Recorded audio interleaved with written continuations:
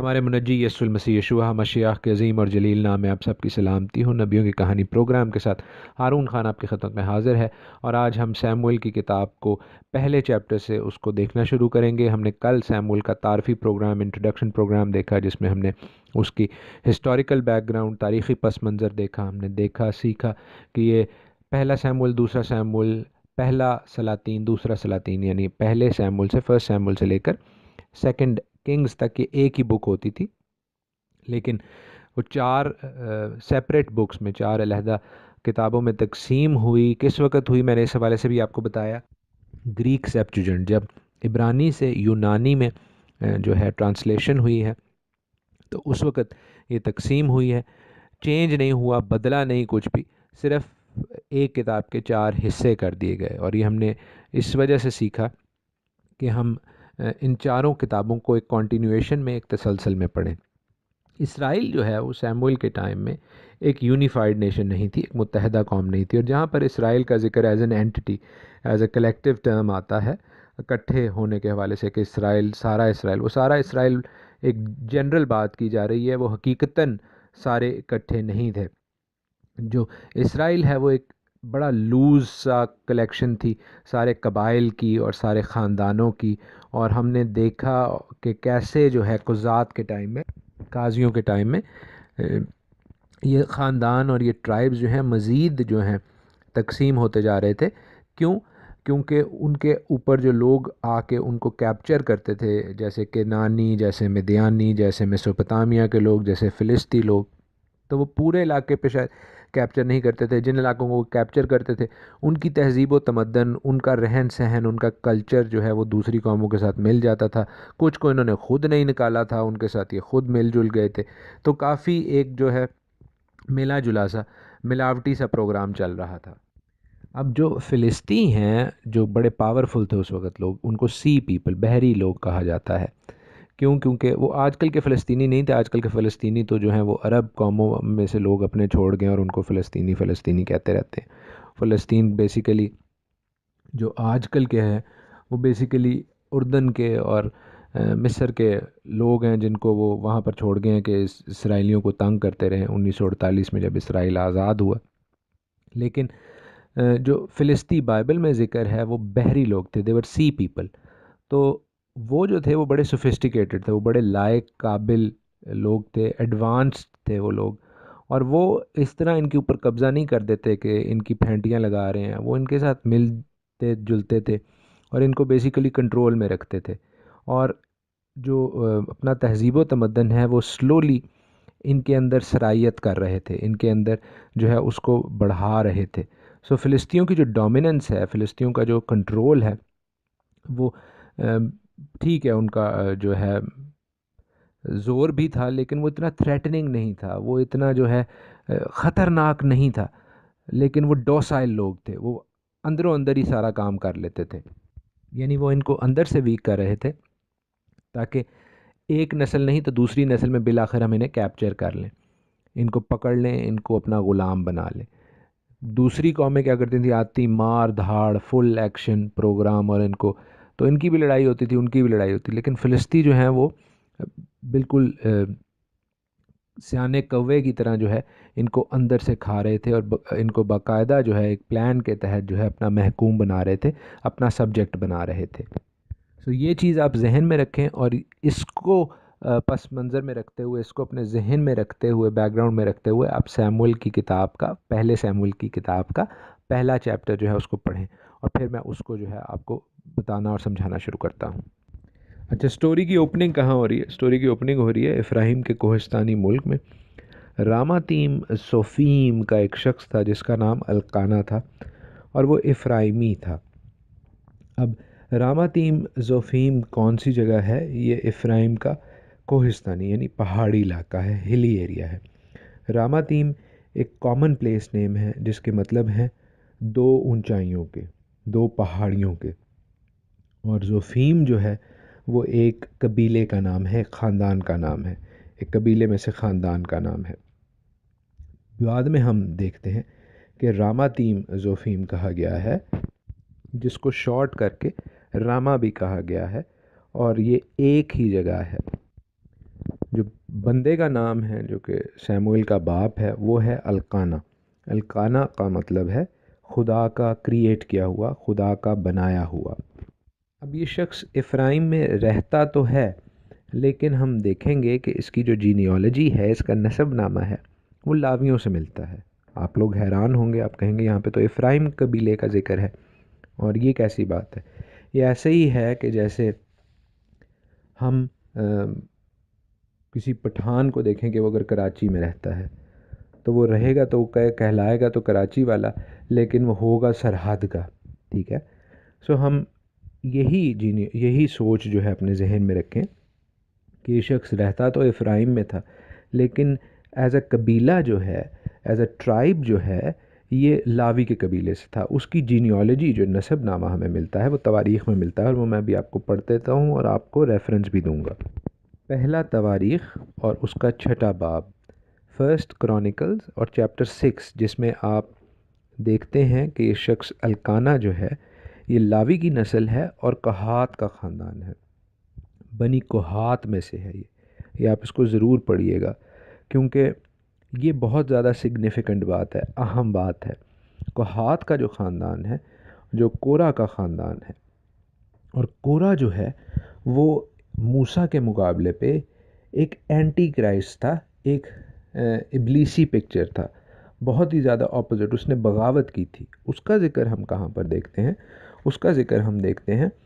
گنتی کی کتاب میں، ان دا بک آف نمبرز۔ ہم نمبرز میں چلتے ہیں، اور نمبرز میں آپ کو یہ بتا دوں مختصراً تفصیل سے، پھر کسی وقت ہم دیکھیں گے، سیکھیں گے۔ میرے ایک دوست ہیں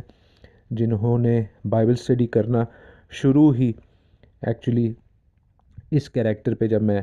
سرمن دے رہا تھا ایک جگہ پہ کورا کے کیریکٹر پہ، تو انہوں نے وہاں سے اپنی زندگی خداوند کو دی، وہاں سے انہوں نے جو ہے بائبل اسٹڈی کرنا شروع کی، اور آج وہ خداوند کے بہت ہی پیارے بیٹے ہیں، وہ بپتسمہ یافتہ ہیں، خداوند میں غیر زبانیں بولنے کا تجربہ رکھتے ہیں، اور بہت ہی زیادہ مضبوطی سے خداوند سے جڑے ہوئے ہیں۔ اور یہ سب خداوند کی پاک روح کی بدولت اس وقت ہوا جب کورا کے متعلق میں ایک چرچ میں میسج دے رہا تھا۔ کورا جو ہے اس کے بارے میں ان 15 منٹوں میں تفصیل سے بات تو نہیں ہو سکتی، لیکن میں آپ کو مختصراً بتاتا چلوں کہ نمبرز 16 میں، گنتی 16 میں اس کا ذکر ہے کہ جب کورا، داتن اور ابیرام بغاوت کرتے ہیں۔ کورا جو ہے وہ ان شارٹ میں آپ کو بتا دوں کہ وہ لاوی ہی کے خاندان کا ہے، اور موسیٰ کا اور ہارون کا جو ہے وہ کزن ہے، اور وہ کہتا ہے کہ ہارون جو ہے وہ کیوں جو ہے وہ کہانت کرتا ہے، میں کہانت کرنا چاہتا ہوں۔ یاد رکھیے کہ لاوی کا پورا جو قبیلہ ہے لیوائٹس کا، وہ سارے کو جو ہے کہانت کی ذمہ داری نہیں ملی تھی۔ وہ سب کاہنوں کی مدد کرتے تھے، ہیکل میں کام کرتے تھے، لیکن جو کہانت ہے، جو کہ پریسٹ ہوڈ ہے، وہ صرف ہارون کے گھرانے کی تھی۔ لاوی کا پورا قبیلہ خدا کا تھا، خدا کی ہیکل کی خدمت کرتا تھا، لیکن اس پورے قبیلے میں سے، اس پورے ٹرائب میں سے صرف ہارون کا گھرانہ جو ہے وہ کہانت کی برکت کے ساتھ منسلک تھا۔ لیکن کورا نے جب بغاوت کی ہے تو خداوند ان کے مختلف ٹیسٹس کے ذریعے، یہ بہت ہی انٹرسٹنگ، بہت ہی مزیدار اسٹڈی ہے، تو خداوند ان کو جواب دیتا ہے۔ موسیٰ اور ہارون کو کہتا ہے کہ تم سائڈ پہ ہو جاؤ اور میں تم کو جواب دوں گا، اور اسی کے حوالے میں ہم دیکھتے ہیں کہ ہارون کا جو عصا ہے، ہارون کی جو لاٹھی ہے، اس میں سے خداوند بادام کے پھول نکلواتا ہے، اور باقیوں کی لاٹھیاں جو ہیں وہ ویسی ہی رہتی ہیں۔ ایک ٹیسٹ ہوتا ہے، اور وہی جو لاٹھی ہے باداموں سے بھری ہوئی، وہ آرک آف دا کوننٹ میں، عہد کے صندوق میں بھی رکھی گئی۔ سو وہ یہاں پہ وہ یہ سین ہوتا ہے، اور پھر بخوردانوں میں جو آگ ہے اس کے حوالے سے بھی ایک ٹیسٹ ہوتا ہے۔ لیکن قصہ مختصر یہ ہوتا ہے کہ کورا جو ہے اور اپنے ان لوگوں کے ساتھ جنہوں نے بغاوت کی، وہ زندہ زمین میں نگل لیا جاتا ہے، اور پوری بائبل میں صرف 2 کیریکٹرز ہیں جو زندہ زمین میں اتارے گئے ہیں۔ آپ جانتے ہیں کہ ایک ابلیس ہے جو کہ زندہ زمین میں ریویلیشن میں ہم دیکھتے ہیں کہ وہ گرا دیا جاتا ہے، اور دوسرا کورا ہے۔ سو کورا اس موت کے حوالے سے ابلیس کی شیڈو پکچر ہے۔ جس طرح ہم خداوند کے نبیوں کو، یوسف کو، یشوع کو، موسیٰ کو دیکھتے ہیں کہ وہ خداوند یسوع المسیح کی ان میں ہمیں شیڈو پکچر نظر آتی ہے، سایہ نظر آتا ہے، اسی طرح ابلیس بھی جو ہے مختلف زمانوں میں نمرود سے لے کر آگے تک جاتی جولیت میں ہمیں جو ہے داؤد کے سامنے ابلیس کی صورت نظر آتی ہے جاتی جولیت، موسیٰ کے سامنے ہم دیکھتے ہیں، بلک اور بالام میں ایک دفعہ دیکھتے ہیں، اور یہاں پر ہم کورا میں دیکھتے ہیں۔ یہ ایک انٹرسٹنگ اسٹڈی ہے، لیکن کورا کو جو شوق تھا کہانت کا، ہم دیکھتے ہیں کہ اس کی بغاوت کی وجہ سے وہ اس کو نہیں ملا، لیکن آگے جا کر اسی کی نسل میں سے الکانا اور پھر سیموئل آتے ہیں، اور میں آپ کو بتایا کہ پریسٹ ہوڈ جو ہے، کہانت جو ہے وہ کافی نیچے جا چکی تھی، تو خداوند کورا کی فیملی میں سے بھی خداوند جو ہے اپنے کلام کے مطابق اعمال 10:34 ایکٹس آف اپوسلز 10:34 کے مطابق، جہاں پر پطرس کہتا ہے کہ اب مجھے پورا یقین ہے کہ خدا کسی کا طرفدار نہیں بلکہ ہر قوم میں جو اس سے ڈرتا اور راست بازی کرتا ہے وہ اس کو پسند آتا ہے۔ خداوند کورا کی اولاد میں سے بھی سیموئل کو یہ چانس دیتا ہے کہ وہ کہانت کرے۔ وہ نہ صرف قاضی تھا اسرائیل میں بلکہ وہ سردار کاہن بھی تھا، کیونکہ ایلی اور ایلی کے بچے جو تھے وہ کہانت کو پاک نہیں رکھ سکے تھے، جو کہ ہارون کے گھرانے کی لینیج چل رہی تھی، ہارون کے گھرانے کی لائن چل رہی تھی۔ تو ہم دیکھتے ہیں کہ سیموئل کو، جو کہ ون آف ہے، اگرچہ وہ لاوی کے قبیلہ میں سے ہے لیکن وہ ہارون کے گھرانے میں سے نہیں تھا، لیکن خداوند اس کو یہ برکت دیتا ہے کہ وہ سردار کاہن بھی ہو۔ یہ بہت زیادہ سگنیفیکنٹ بات ہے، اور ابھی ہم صرف اس کا ریفرنس دے کے آگے چلتے ہیں، کیونکہ ہم نے سیموئل کی اسٹڈی کرنی ہے، جہاں پر لکھا ہے کہ یہ الکانا جو ہے اس کی 2 بیویاں تھیں، ایک فننا، اور فننا کے اولاد ہوئی پر ہنا بے اولاد تھی۔ اب اس کی 2 بیویاں ہیں، ہم اس کلچر کے مطابق، اس وقت کے حالات کے مطابق، میں یہ نہیں کہہ رہا کہ یہ ایسا ہونا جائز ہے، میں یہ صرف یہ آپ کو بتا رہا ہوں کہ ایسا ہوا تھا۔ This is information, this is not advised کہ آپ ایسا کریں، لیکن ایک بیوی کے چونکہ اولاد نہ تھی، اور ہم ازیوم یہ کر سکتے ہیں کہ وہ ہنا تھی پہلی اس کی بیوی، اور پھر اس کی دوسری بیوی تھی فننا، تو اس سے اس کی اولاد ہوتی ہے۔ لیکن ہم دیکھتے ہیں کہ یہ شخص جو ہے ہنا سے پیار کرتا ہے، الکانا جو ہے وہ ذبیحہ گزرانتا ہے، وہ اپنی بیوی فننا کو اور اس کے سب بیٹوں کو حصے دیتا ہے، پر ہنا کو دونا حصہ دیا کرتا تھا، اس لیے کہ وہ ہنا کو چاہتا تھا، لیکن خداوند نے اس کا رحم بند کر رکھا تھا۔ جو یہاں پر لکھا ہوا ہے کہ الکانا جو ہے وہ رب الافواج کے حضور، یہوہ رب الافواج کے حضور سجدہ کرنے کو گیا، تو عبرانی میں اس کا ترجمہ ہے یہوہ زاواوت۔ زاواوت کا مطلب ہے ہیونلی ہوسٹس کا مالک، رب۔ اور ہیونلی ہوسٹ کون سے ہیں؟ Angels and stars and every thing. یہ خداوند کا ایک اور ٹائٹل ہے جس کے متعلق پھر کسی وقت تفصیل سے بتاؤں گا، سمجھاؤں گا، لیکن ابھی ہم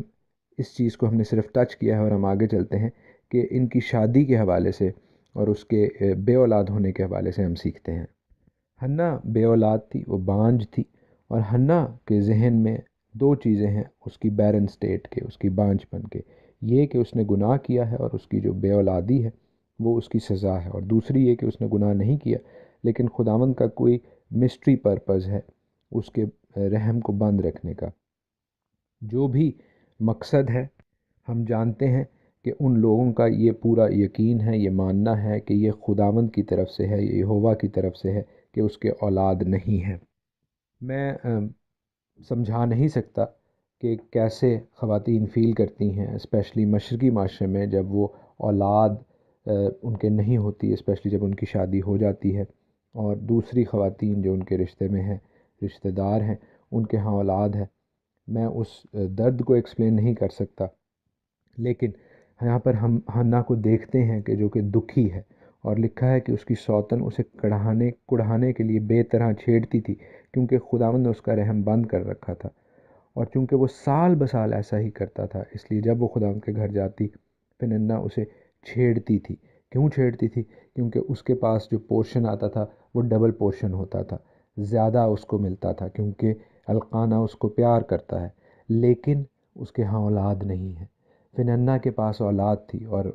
ہو سکتا ہے وہ اس کو جگتے لگاتی ہو سکتا ہے وہ اس کو تنگ کرتی ہو، اور ہم دیکھتے ہیں کہ وہ روتی تھی اور کھانا نہ کھاتی تھی، اور ہنا کا کھانا نہ کھانا فننا کو اور زیادہ جو ہے وہ ایکسائٹ کرتا ہوگا، خوش کرتا ہوگا کہ اسی وجہ سے تو تجھے ڈبل پورشن مل بھی گیا ہے، زیادہ حصہ مل بھی گیا ہے تو بھی تجھے کیا فائدہ، تو کھا تو نہیں سکتی۔ سو ہم دیکھتے ہیں کہ جو حنا ہے وہ نہایت دکھی سٹیٹ میں دکھائی ہے گئی ہے پہلے باب میں، اور فننا جو ہے، جو اس کی سوتن ہے، وہ اس کو چھیڑنے، اس کو کڑھانے والی عورت کے طور پر ہمیں نظر آ رہی ہے، جنہوں پنجابی کے اندر نے کپتی عورت سی ہو۔ قربانی کے حوالے سے بھی میں آپ کو بتا دوں، اس قربانی کو جو ہے زیوا شلامیم کہتے تھے عبرانی میں، کیونکہ یہ وہ قربانی تھی جس میں سے جو عبادت گزار ہے، ورشپر ہے، کچھ حصہ لے سکتا تھا، کیونکہ اولا اور منخواہ جو ہیں وہ زوا شلامیم سے پہلے کی جاتی تھی۔ اولا جو ہے وہ سوختنی قربانی کو کہتے ہیں، وہ پوری کی پوری جلا دی جاتی تھی خدا کے حضور۔ سو ہم دیکھتے ہیں کہ وہ بڑی یہ لوگ کافی مالدار ہیں، افراد سے رہنے والے ہیں، اس سے ہمیں ان کا سٹیٹس بھی پتہ چلتا ہے، اور اس سے ہمیں یہ بھی علم ہوتا ہے کہ الکانہ نے ہر طرح کی طبی مدد بھی جو ہے وہ حنا کے لیے چاہی ہوگی، لیکن وہ اس چیز کو خدا کی منشا سمجھتے ہیں کہ جو حنا ہے وہ ماں نہیں بن سکتی۔ 8ویں آیت میں ہم دیکھتے ہیں کہ الکانہ جو ہے وہ حنا کو پیار کر رہا ہے، اسے بتا رہا ہے، اس کو جو دوسرا حصہ بھی دیتا تھا وہ اس لیے نہیں دیتا تھا کہ وہ اس پر ترس کھا کے دیتا تھا، بلکہ اس لیے لکھا ہے کہ وہ اس کو پیار کرتا تھا۔ جس طرح عورتوں کے لیے ممکن نہیں ہے، دو عورتیں تھیں، وہ ان کا آپس میں جھگڑا تھا ان سوتنوں کا کہ پیار بانٹ جاتا ہے، اسی طرح مرد کے لیے بھی پاسبل نہیں ہے کہ وہ ایک عورت سے زیادہ کو ٹھیک پیار کر سکے۔ ہم یعقوب کا حال جانتے ہیں کہ وہ راخل سے پیار کرتا تھا لیکن لیا سے زیادہ پیار نہیں کرتا تھا۔ سو ویسی ہی سچویشن ہمیں وہاں پر نظر آ رہی ہے، لیا کا رحم خدا نے کھولا پر راخل کا رحم بند تھا، وہ بانجھ تھی۔ سو یہاں پر بھی وہی سچویشن نظر آ رہی ہے، اور یہی سچویشن ہم میں سے ہر اس شخص کی زندگی میں ہے جہاں پر ہمیں خدا کے علاوہ کوئی اور پیار کرنے والا مل جائے۔ ہم حقیقی عشق کی بات کر رہے ہیں، مجازی عشق کی بات نہیں کر رہے، دنیاوی عشق کی بات نہیں کر رہے۔ خدا کے ساتھ بھی ہم کسی کو بانٹ نہیں سکتے، ہمیں خدا کے ساتھ، یہوہ خدا کے ساتھ کسی اور چیز کو، کسی اور دنیاوی یا روحانی چیز کو ساتھ نہیں کھڑا کرنا، خدا کو اول درجہ دینا ہے اپنی زندگی میں۔ ہم سیموئیل کی کتاب کو کل اور سیکھتے جائیں گے، پہلے باب کو ہم کنٹینیو کریں گے۔ خداوند آج کے کلام کے وسیلہ سے آپ کو برکت بخشے۔ God bless you all. ہمارے منجی یسوع المسیح یشوع مشیح کے عظیم اور جلیل نام میں آپ سب کی سلامتی ہو۔ نبیوں کی کہانی پروگرام کے ساتھ ہارون خان آپ کی خدمت میں حاضر ہے، اور ہم خداوند کے کلام میں سے برکتیں حاصل کرتے جا رہے ہیں، برکتیں شیئر کرتے جا رہے ہیں، کیونکہ خداوند نے اپنے کلام کو اپنے ہر نام سے زیادہ عظمت دی ہے۔ سو ہم خداوند کے کلام میں سے سیکھتے جا رہے ہیں۔ پہلا سیموئیل اس کے پہلے باب کو کل ہم نے سٹارٹ کیا، ہم نے دیکھا اس شخص الکانہ کے بارے میں، اس کی جینیالوجی دیکھی، اس کا نسب نامہ دیکھا، اس کی 2 بیویوں کا سٹیٹس دیکھا۔ حنا ہم جو مین سینٹرل کیریکٹر ہے اس باب میں ہمیں نظر آ رہی ہے کہ جو بانجھ ہے، اور اس کی یہ نہایت ہی ہیوملیٹنگ کنڈیشن ہے، اس کے حوالے سے اس کی کافی بے عزتی ہو رہی ہے۔ ہم نے دیکھا کہ مشرقی معاشرے میں، مشرقی ممالک میں یہ چیز کافی جو ہے وہ ڈاؤن گریڈنگ سمجھی جاتی ہے ایک عورت کے، کہ وہ اپنے خاوند کو جو ہے اولاد نہ دے سکے۔ اور ہم دیکھتے ہیں کہ اس شخص القانہ کی دوسری بیوی بھی ہے فننا، اور فننا جو ہے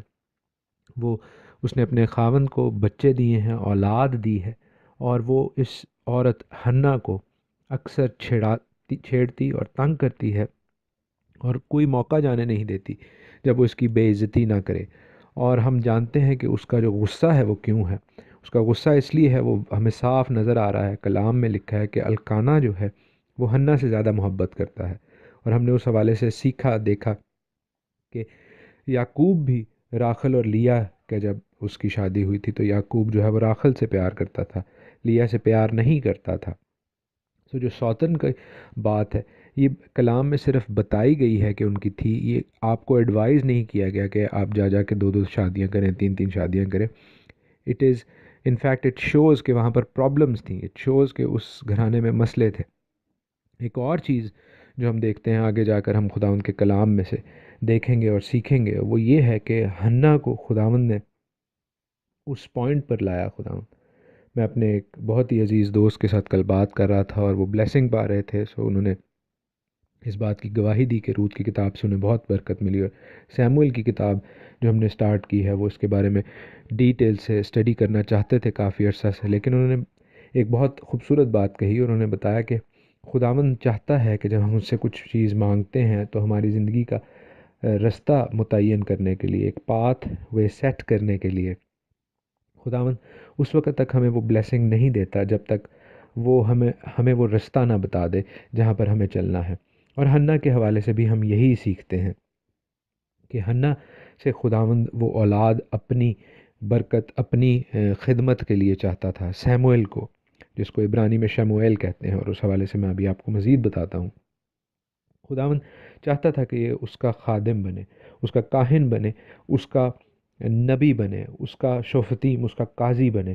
خداوند اسے یوز کرنا چاہتا تھا، اور اگر پہلے ہی حنا کو یہ بلیسنگ مل جاتی تو شاید حنا وہ منت نہ مانتی، وہ نیزرائٹ واو نہ مانتی.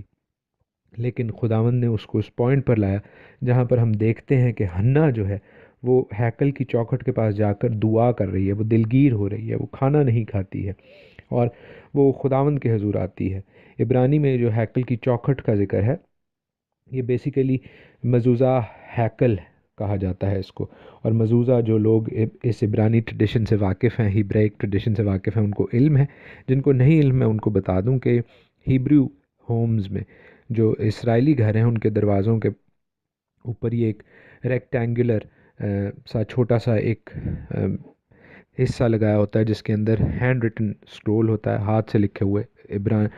عبرانی میں ڈیوٹرانومی 6 اور ڈیوٹرانومی 11، استثنا 6 اور استثنا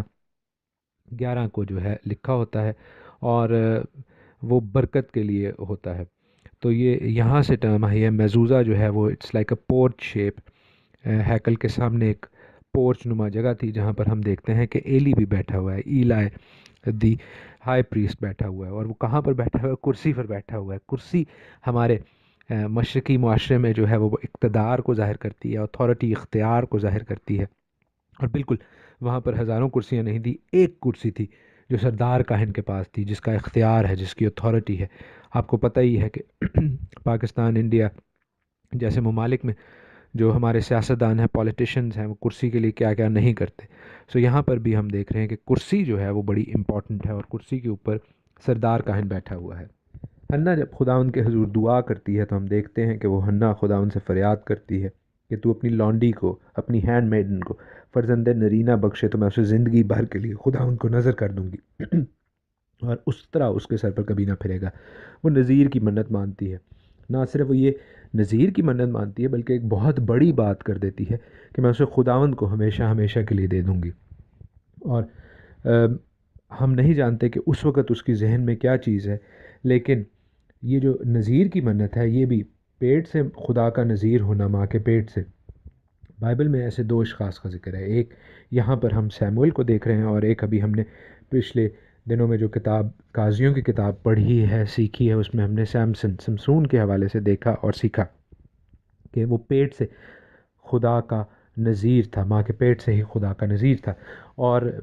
نیزرائٹ واو جو ہے، نذیر کی جو منت مانی جاتی تھی، یہ کلام کے مطابق کچھ دیر کے لیے مانی جاتی تھی، جس میں آپ 3 چیزوں سے جو ہے پرہیز کرتے تھے. ایک کہ آپ کے بال نہ کاٹے جائیں، دوسرا یہ کہ آپ کسی بھی ناپاک چیز اور خاص طور پر مردار کے پاس نہ ہوں، اور تیسری چیز کہ آپ کوئی بھی انٹاکسیکیٹڈ نشہ ور چیز نہ لیں. ایون جن چیزوں سے وہ بنتی ہیں جیسے وہ پھل، جیسے ان سے بھی آپ پرہیز کریں. اور ہم دیکھتے ہیں کلام میں نیزرائٹ واو نذیر کی منت جو ہے وہ پولوس رسول بھی جو ہیں اس کو مانتے ہیں. اعمال کی کتاب میں جب وہ اپنے تمام سفروں سے، جرنی سے واپس آتے ہیں تو اس وقت بھی ان کے خطوط کے حوالے سے بہت بحث ہو رہی تھی کہ شاید یہ خداوند کی شریعت کے اگینسٹ چلے گئے ہیں. تو انہوں نے اس چیز کو ختم کرنے کے لیے، یاد رکھی کہ اعمال کی کتاب جو ہے وہ خطوط کے بعد میں لکھی گئی ہے، اور اس میں جو خطوط کے بعد کا ذکر بھی ہے. سو جب پولوس واپس آتے ہیں اپنے ان تمام سفروں سے خط وغیرہ لکھ کے، اور اس طرح کی بحث کی جا رہی ہے کہ انہوں نے شاید شریعت کے اگینسٹ بات کی ہے، تو ایک تو پطرس رسول اپنے خط میں کہتے ہیں کہ لوگ پولوس کی باتوں کو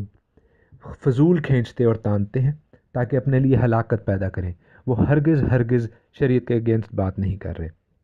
دوسری، پولوس رسول خود اس چیز کو ثابت کرنے کے لیے کہ میں نے خداوند کے کلام، خداوند کی شریعت کے اگینسٹ کوئی بات نہیں کی، وہ نذیر کی منت مانتے ہیں جو کہ خاص شریعت کی، خاص توریت کی جو ہے ایک رسم ہے. اور وہ نہ صرف اپنے لیے یہ منت مانتے ہیں بلکہ 4 وہاں پر اور لوگ تیار تھے، وہ ان کا خرچہ پانی بھی دیتے ہیں. سو ہم دیکھتے ہیں کہ یہ نیزرائٹ واو جو ہے یہ بڑی ایک خاص رسم ہے، خاص جو ہے چیز ہے. اور اس کے حوالے سے ہم اور سیکھتے جائیں گے، لیکن ہم دیکھتے ہیں 12ویں آیت آنورڈس کہ جب وہ خداوند کے حضور دعا کر رہی تھی یعنی حنا، تو ایلی اس کے منہ کو غور سے دیکھ رہا ہے، اور ہنا تو دل ہی دل میں کہہ رہی تھی، فقط اس کے ہونٹ ہلتے تھے پر اس کی آواز نہیں سنائی دیتی تھی۔ بس ایلی کو گمان ہوا کہ وہ نشہ میں ہے، کیونکہ وہ اپنے جسے کہتے ہیں دنیا و مافیا سے بالکل مدہوش ہو جانا، اس کو بالکل اس چیز کا علم نہیں تھا اس کے آس پاس کیا ہو رہا ہے۔ وہ اس کا دل جو ہے اپنے خالق خدا کے حضور جھکا ہوا تھا، اس کا دل جو ہے اپنے خالق خدا کے ساتھ لگا ہوا تھا، اور وہ اپنے دل سے بات کر رہی تھی۔ اس کی روح جو ہے وہ خداوند سے جڑی ہوئی تھی۔ The spirit of God was in sync with her spirit۔ اور ہم دیکھتے ہیں کہ جب اس کی روح خداوند کے ساتھ جڑی ہوئی ہے تو ایلی کو یہ گمان ہو رہا ہے کہ شاید یہ نشے میں ہے۔ کیوں؟ اس لیے کہ ایلی کو وہاں پر یہ تجربہ ہے، ایکسپیرینس ہے، وہ بزرگ ہے کہ وہاں پر کئی لوگ آتے ہیں جو ویل ٹو ڈو ہوتے ہیں، جو کھاتے پیتے گھرانے کے ہیں، جیسے یہ الکانہ کے ہیں، تو وہ جو ریچول وائن ہے اس کو پیتے ہوئے زیادتی کر دیتے ہیں اور پھر شرابی ہو جاتے ہیں اور پھر نشے میں آ جاتے ہیں۔ تو وہ سمجھ رہا ہے کہ شاید اس میں ایسی چیز ہے، لیکن ہم دیکھتے ہیں کہ ہنا اس چیز کو چیلنج کرتی ہے کہ ہرگز نہیں، اے میرے مالک، میں تو غمگین عورت ہوں۔ وہ کہتی ہے نہ ہی میں نے کوئی مے پی ہے، نہ کوئی نشہ پیا ہے، پر خداوند کے آگے اپنا دل انڈیلا ہے۔ تو اپنی لانڈی کو خبیث عورت نہ سمجھ۔ عبرانی میں یہ ورڈ ہے بات بلیعال، بات بلیعال، ڈاٹر آف بیلیال، یعنی کہ ایسی عورت جو کہ نیگیٹو سینس میں، منفی سینس میں بات کی گئی ہے، جو کہ امورل حرکتیں، غیر اخلاقی حرکتیں، ڈسٹرکٹیو، تباہ کن حرکتیں، ہارمفل حرکتیں، ایول حرکتیں، نقصان پہنچانے والی،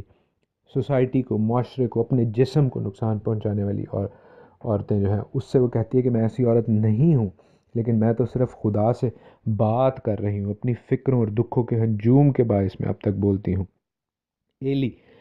اس کو جواب دیتا ہے کہ تو سلامت جا۔ ایلی خداوند کے اپوائنٹڈ کاہن کے طور پر اس کو یہ جواب دیتا ہے کہ تو سلامت جا، سلامتی سے جا، شالوم، گو ان پیس، اور اسرائیل کا خدا تیری مراد جو تو نے اس سے مانگی ہے پوری کرے گا۔ خداوند ایلی کے منہ سے پروفیسی، نبوت کرواتا ہے کہ خداوند اسرائیل کا خدا تیری مراد کو جو تو نے اس سے مانگی ہے پوری کرے۔ اور ہم دیکھتے ہیں ان ڈیو ٹائم، ٹھیک وقت پر یہ نبوت پوری بھی ہوتی ہے۔ اور ایلی اپنی غلطی کو بھی مانتا ہے کہ جو اس نے اس کو غلط عورت مانا تھا، وہ اس چیز سے اپنا سٹانس چینج کرتا ہے۔ 19ویں آیت سے آنورڈ ہم دیکھتے ہیں کہ وہ لوگ صبح سویرے اٹھتے ہیں، خداوند کے آگے سجدہ کرتے ہیں اور راما کو اپنے گھر لوٹ جاتے ہیں۔ راما وہی جگہ ہے جو راما تیم شروع میں پہلے باب کی پہلی آیت میں لکھی ہے، راما تیم زوفیم، سو راما اس کا شارٹن فارم ہے۔ اور ہم دیکھتے ہیں کہ خداوند انہیں بلیس کرتا ہے، الکانہ کو اور ہنا کو، اور ان کے بیٹا ہوتا ہے جس کا نام سیموئل رکھا جاتا ہے، جسے عبرانی میں شم او ایل کہتے ہیں، کیونکہ وہ کہنے لگی میں نے اسے خداوند سے مانگ کر پایا ہے۔ تو یہ وہ اپنی دعا کی بات کر رہی ہے، یہ شم او ایل کے نام کا مطلب نہیں ہے۔ شم او ایل جو ہے اس کے نام کا مطلب بہت آسان ہے، دو لفظوں کا مخفف ہے، شم اور ایل کا، بیچ میں واو جو ہے وہ ایڈجوائن کر رہا ہے دونوں کو، شم اور ایل کو، شم او ایل۔ شم کہتے ہیں نام کو، اتھارٹی کو، اختیار کو، اور ایل جو ہے وہ الوہیم سے، یعنی خدا کے شارٹنڈ نام ہے ایل، شم او ایل، سو یعنی خدا کا نام، خدا کی اتھارٹی، خدا کا اختیار اس بچے میں تھا، اس بچے کے اوپر تھا۔ اور ہم دیکھتے ہیں کہ کیسے یہ بچہ ایک بڑا نبی، ایک بڑا قاضی، ایک بڑا کاہن بنے گا، جو خداوند کی مرضی کے مطابق چلتا اور خداوند کی باتوں کو آگے بتاتا اور سکھاتا ہے۔ اس کی شاندار زندگی کے بارے میں ہم سیکھتے ہی جائیں گے، لیکن کیسی ہی پیاری بات ہے کہ ہنا نے جو یہ بچہ پایا تو نہ صرف اسے خدا کے نام کیا، بلکہ خدا کا نام اس کے اوپر بھی کر دیا، ہاللویا، اس کا نام خدا کے نام پر رکھ دیا۔ ہم میں سے کتنے ایسے لوگ ہیں جو چاہتے ہیں کہ ہمارے بچے خداوند کے کلام کی صفات، خداوند کے کلام کی کوالٹیز ان کی زندگی میں ہوں، لیکن ان کا نام جو ہے ہم مسیحی نام رکھنے سے ڈرتے ہیں۔ میں آپ کو انکریج کروں گا کہ اپنے بچوں کے نام ایسے نام رکھیں جو آپ کے بچوں کی زندگیاں کلام کے مطابق ڈھالنے میں ان کی مدد کر سکیں۔ ہم خداوند کے کلام میں سے سیکھتے ہیں کہ نہایت ہی خوبصورت نام ہے بچوں کے، لڑکوں کے بھی اور لڑکیوں کے بھی، لیکن کئی لوگ ایسے نام رکھنے سے شرماتے ہیں کیونکہ وہ جس معاشرے کا حصہ ہوتے ہیں وہ اس معاشرے میں شاید اب مسیح کی گواہی دینے سے یا مسیح کے کلام کی گواہی دینے سے ڈرتے ہیں، لیکن یاد رکھیے ہم نے نہ صرف اپنی زندگی سے، اپنے ناموں سے، اپنے کاموں سے، بلکہ ہر ایک بات سے اپنے زندہ خدا کی، اس کے اکلوتے بیٹے ہمارے منجی یسوع المسیح کی گواہی دینی ہے، تاکہ خداوند یسوع مسیح بھی باپ کے آگے میری اور آپ کی گواہی دینے سے شرمائے نہ۔ 21 ورس میں پہلے چیپٹر کی 1 سیموئل 1:21 ہم دیکھتے ہیں کہ وہ شخص الکانہ اپنے سارے گھرانے سمیت پھر خداوند کے حضور سالانہ قربانی چڑھانے کو جاتا ہے، اور یہاں سے یہ چیز کلیئر ہے کہ یہ اس شخص کی اپنی سالانہ قربانی ہے، یہ خدا کی عید نہیں ہے، کیونکہ ہم دیکھتے ہیں کہ حنا نہیں جاتی۔ اگر یہ خدا کی عید ہوتی تو یہ اوبلیگیٹری ہوتا ہے اس پر کہ یہ بھی جائے خداوند کے گھر میں، لیکن وہ کہتی ہے کہ میں جب تک لڑکے کا دودھ نہ چھڑایا جائے، جب تک وہ وین آف نہ ہو، میں یہیں رہوں گی، تب اسے لے کر جاؤں گی اور وہ خداوند کے سامنے حاضر ہوگا اور پھر ہمیشہ وہیں رہے گا۔ اس کا خاوند الکانہ جو ہے وہ کہتا ہے جو تجھے اچھا لگے سو کر، جب تک اس کا دودھ نہ چھڑایا جائے یہیں رہ ٹھہری رہے، لیکن فقط اتنا ہو کہ خداوند اپنے سخن کو برقرار رکھے۔ اس کا شوہر ہوتے ہوئے، اس کے گھر کا کاہن ہوتے ہوئے، اختیار والا ہوتے ہوئے الکانہ ہرگز اس کی نیزرائٹ واو کو، اس کی نذیر کی منت کو ٹالتا نہیں ہے، اس منت کو نہیں ٹالتا کہ یہ بچہ ہم نے خدا کو دینا ہے، بلکہ وہ بھی اس پہ قائم ہوتا ہے۔ کیسا ہی خوش نصیب اور کیسا ہی بلیسڈ بابرکت وہ گھرانہ ہے جہاں پر عورت اور مرد خداوند کو دینے کے حوالے سے، خداوند کو بلیس کرنے کے حوالے سے اکٹھے ہیں۔ ہم ان تمام گھروں کے لیے، آپ سبھوں کے گھروں کے لیے برکت چاہتے ہیں جہاں پر مرد اور عورت، میاں اور بیوی ایک اکارڈ میں ہو کر، ایک رائے میں ہو کر خداوند کی خدمت کرنا چاہتے ہیں اور چاہتے ہیں کہ خداوند کا نام، خداوند کا کلام برقرار رہے۔ وہ اس نیزرائٹ واو کو الکانہ جو ہے وہ ویلیڈیٹ کرتا ہے، وہ کہتا ہے ایسا ہی ہو۔ اور ہم دیکھتے ہیں 24ویں آیت سے آنورڈز کہ جب اس بچے کا دودھ چھڑایا جاتا ہے، یہ 3 سال ہو سکتے ہیں یا 5 سال، اس سے زیادہ نہیں ہو سکتا۔ دونوں حالتوں میں ہم دیکھتے ہیں کہ یہ بچہ بہت چھوٹا ہے کہ وہ اپنے ماں باپ سے دور رہے، لیکن حنا اور الکانہ اس بات پہ قائم رہتے ہیں۔ وہ اس بچے کو خداوند کے حضور، خداوند کی ہیکل میں ایلی کے سپورٹ کر کے آتے ہیں، جو 24ویں آیت میں لکھا ہے کہ 3 بچھڑے لیے گئے، اور ہم 25ویں آیت میں دیکھتے ہیں کہ ایک بچھڑے کو ذبح کیا گیا۔ تو کئی لوگ اس حوالے سے کہتے ہیں کہ شاید یہ کوئی غلطی ہے، ہرگز کوئی غلطی نہیں ہے۔ 3 بچھڑے لیے گئے۔ ہم جانتے ہیں کہ ایک بچڑا جو ہے وہ اللہ کے لیے سوختنی قربانی کے لیے ہے، دوسرا ذبح شلامیم کے لیے ہے، یعنی سلامتی کے ذبیحے کے لیے ہے، جس میں سے دینے والا خود بھی لے سکتا تھا، اور تیسرا بچڑا جو تھا وہ نیزرائٹ اور نذیر کی منت کے لیے تھا۔ اور اسی بچڑے کا ذکر ہے کہ اس بچڑے کو ذبح کیا گیا اور پھر وہ لڑکے کو ایلی کے پاس لائے، اور وہ کہنے لگی، اس ایلی کو اس نے یاد کرایا کہ میں وہی عورت ہوں جس نے یہاں پر کھڑے ہو کر خداوند سے دعا کی تھی۔ وہ گواہی دیتی ہے کہ خداوند نے اس کی دعا کو سنا۔ وہ گواہی دیتی ہے کہ ایلی نے اس سے کہا تھا کہ خداوند اسرائیل کا خدا تیری مراد پوری کرے گا، اور میرے بھائیو اور بہنوں، خداوند آپ کی بھی ہر ایک مراد کو پوری کرے گا اگر آپ اپنے دل کو اس کے دل کے ساتھ لگا لیں، اگر آپ اپنی روح کو اس کے روح کے ساتھ لگا لیں، اور یہ صرف اسی صورت میں ممکن ہو سکتا ہے جب آپ اس کے کلام پر چلیں، جب آپ اس کی راہوں پر چلیں، تب ہی خداوند کی معموری، خداوند کی مرضی آپ کی زندگی میں پوری ہوگی اور آپ برکت پائیں گے۔ 28ویں آیت میں وہ کہتی ہے، میں نے اسے خداوند کو دے دیا، یہ اپنی زندگی بھر کے لیے خداوند کو دے دیا گیا ہے۔ ہالےلویا ہینا کے لیے، اور ہالےلویا الکانہ کے لیے، اور ہالےلویا اس لڑکے شیموئیل کے لیے جنہوں نے خداوند کی تابعداری میں، خداوند کی فرمانبرداری میں، خداوند کی اوبیڈینس میں خوشی سے آمین کہا۔ خداوند آپ سب کو، مجھے خداوند کی مرضی بجا لانے میں خوشی اور ہمیشہ سے ہر طرح کا اطمینان بخشے، سلامتی بخشے، قوت بخشے، تاکہ ہم خداوند کی فرمانبرداری کرتے ہوئے ہچکچائیں نہ، پیچھے نہ ہٹیں، بلکہ ہمیشہ اس میں مضبوط رہنے والے ہوں۔ خداوند اپنے پاک کلام کے وسیلہ سے آپ کو بہت برکت بخشے۔ God bless you all.